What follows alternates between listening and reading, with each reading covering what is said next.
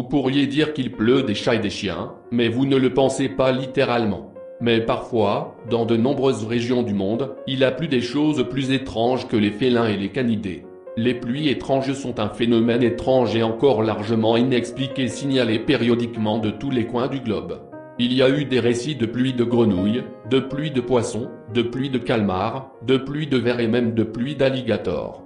L'explication logique de ces événements étranges est qu'une tornade ou un fort tourbillon a ramassé les animaux d'un plan d'eau peu profond et les a transportés, parfois sur des centaines de kilomètres, avant de les laisser tomber sur une population abasourdie.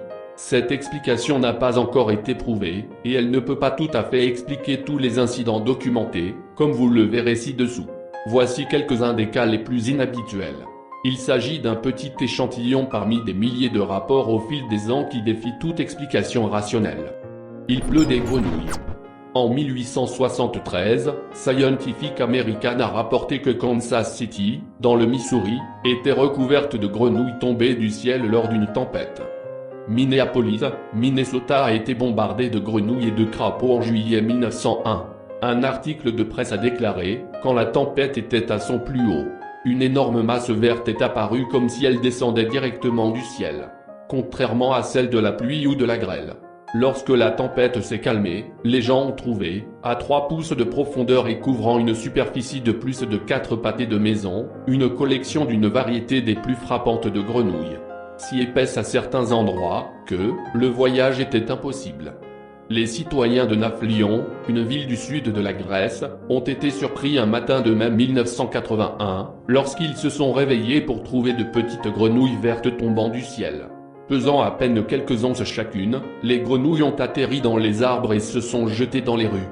L'Institut météorologique grec a supposé qu'ils avaient été emportés par un vent fort. Ce devait être un vent très fort. L'espèce de grenouille était originaire d'Afrique du Nord.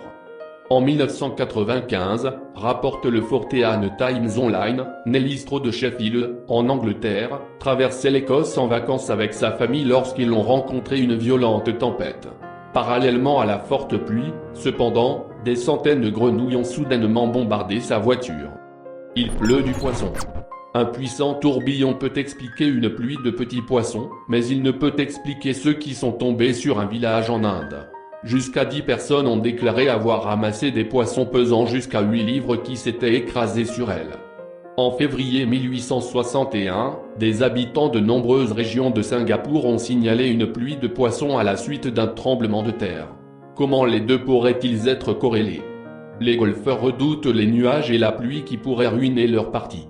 Mais imaginez la consternation de plusieurs canards à Bournemouth, en Angleterre, en 1948 qui ont reçu une pluie de harengs. Les prêtres prient souvent pour des bénédictions d'en haut. Mais du poisson? En 1966, le père Leonard Bourne se précipitait à travers une averse dans une cour à North Sydney, en Australie, lorsqu'un gros poisson est tombé du ciel et a atterri sur son épaule. Le prêtre l'a presque attrapé alors qu'il glissait le long de sa poitrine, mais il s'est éloigné, est tombé sur le sol inondé et s'est éloigné à la nage. Ces choses ne se produisent pas toujours sous une forte pluie. En 1989, à Ipswich, en Australie, la pelouse de Harold est déjà été couverte d'environ 800 sardines qui ont plu d'en haut lors d'une légère averse. Ce rapport est très inhabituel, dans un ciel par ailleurs clair à Chilache, Alabama en 1956, une femme et son mari ont observé un petit nuage sombre se former dans le ciel. Quand il était au-dessus, le nuage a libéré son contenu, puis, poisson-chat, bar et brème. Tous les poissons étaient vivants. Le nuage noir était devenu blanc, puis s'était dispersé. Pluie de chair et de sang. En 1890, Popular Science News rapporta que du sang pleuvait sur Messignadi, en Calabre en Italie, du sang d'oiseaux. Il a été supposé que les oiseaux étaient en quelque sorte déchirés par des vents violents, bien qu'il n'y ait pas eu de tel vent à l'époque. Et aucune autre partie de l'oiseau n'est descendue, juste du sang. La ferme de J. Edson dans le canton de Los Oniato, en Californie, a subi une pluie de chair et de sang pendant 3 minutes en 1869. La chute macabre a couvert plusieurs acres. L'American Journal of Science a confirmé une douche de sang, de graisse et de tissu musculaire qui est tombée sur une ferme de tabac près de Lebanon, Tennessee en août 1841. Les travailleurs sur le terrain, qui ont réellement vécu cette douche étrange, ont déclaré avoir entendu un bruit de cliquetis et vu des gouttes de sang, comme ils le supposaient, tomber d'un nuage rouge qui survolait. Divers pluies étranges. En 1881, un orage à Worcester, en Angleterre, a fait tomber des tonnes de bigorneaux et de Bernard l'ermite. En novembre 1996, une ville du sud de la Tasmanie a été minée. Plusieurs résidents se sont réveillés un dimanche matin après une nuit d'orage violent pour trouver une étrange substance semblable à de la gelée blanc clair sur leur propriété. Apparemment, il avait plus soit des œufs de poisson, soit des bébés méduses.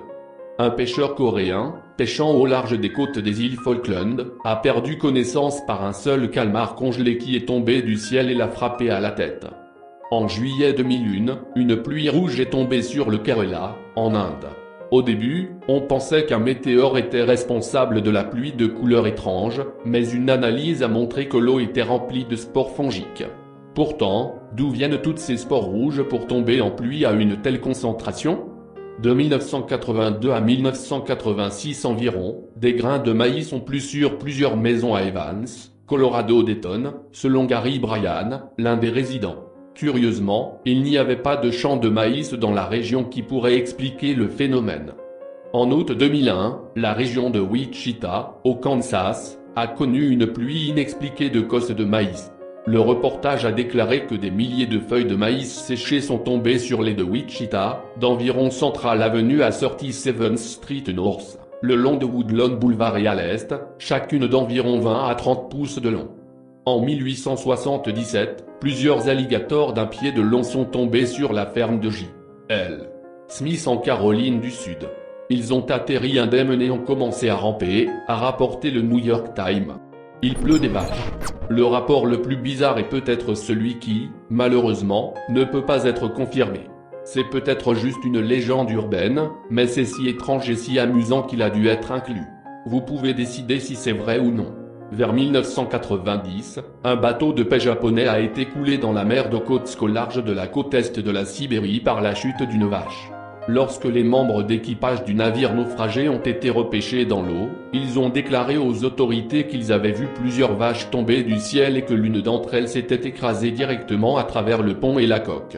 Au début, raconte l'histoire, les pêcheurs ont été arrêtés pour avoir tenté de commettre une fraude à l'assurance, mais ont été relâchés lorsque leur histoire a été vérifiée. Il semble qu'un avion de transport russe transportant du bétail survolait. Lorsque le mouvement du troupeau à l'intérieur de l'avion l'a déséquilibré, l'équipage de l'avion, pour éviter de s'écraser, a ouvert la baie de chargement à la queue de l'avion et les a chassés pour tomber dans l'eau en dessous. Histoire vraie ou canular ? Une enquête a retracé l'histoire d'une série de comédies télévisées russes.